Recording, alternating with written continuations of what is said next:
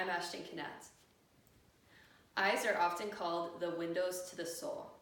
They convey emotions, tell stories, and help us see the world around us. Most of the population is fortunate enough to not have any major eye issues. However, I am not part of that population. When I was very young, I was diagnosed with an eye condition called amblyopia, or lazy eye. A major laser surgery and years of treatment followed to help treat this disorder. Amblyopia can be a hindrance to someone's life, and it changes the way they see the world. In this speech, I will outline what causes amblyopia, the symptoms, and the steps that can be taken to treat it. So, what is amblyopia? According to the National Eye Institute, amblyopia is an eye disorder characterized by the eyes and the brain not working well together. The brain and the eyes work together to produce vision. The eyes receive a signal and they send the signal back to the brain to process, which forms an image. With amblyopia, there is an error in the signal transmitting process between the brain and one of the eyes. For this reason, the brain favors the stronger eye, and it essentially ignores the lazy eye. For this reason, the lazy eye looks normal, but it does not work properly. Amblyopia can result in blurry, unfocused vision that is sometimes accompanied by headaches. Amblyopia is a complex disorder, and it is difficult to pinpoint the exact cause. However, there are a few common causes. According to Mayo Clinic, abnormal vision development early in life is the main cause of amblyopia. And this abnormal vision development can be caused by strabismus and the inability to focus. Strabismus occurs when the eyes are not aligned properly.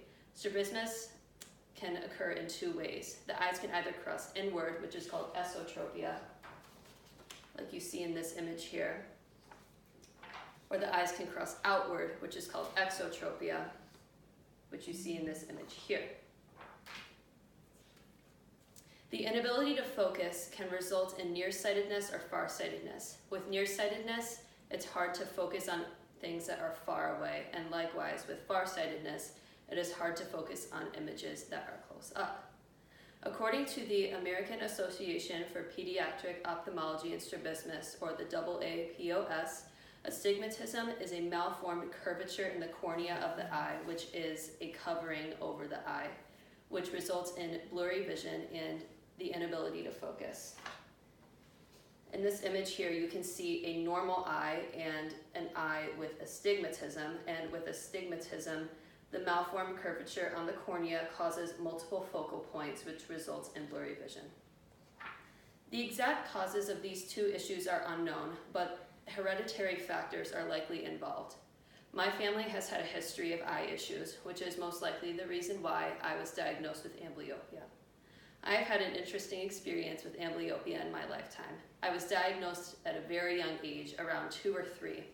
And I had a major laser eye surgery to fix my eyes to prevent them from becoming crossed.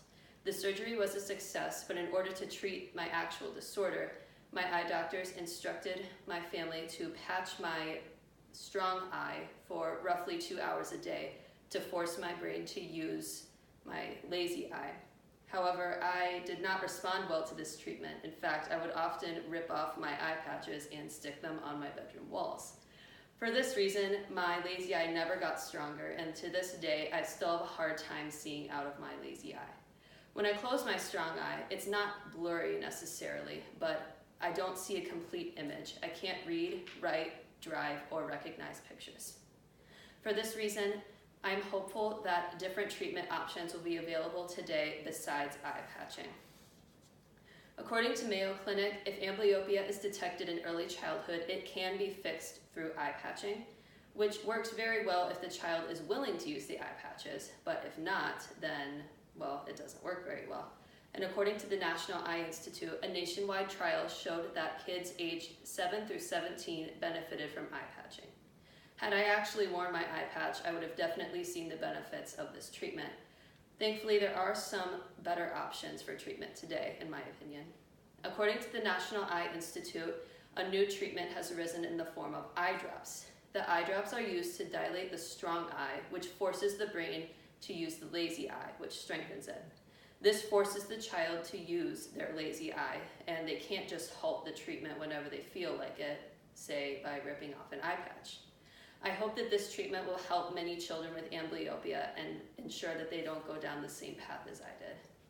In conclusion, amblyopia is certainly not a life-threatening eye disorder, but it can be a hindrance to someone's life. However, my quality of life hasn't been lowered in any way. I just see the world a little bit differently.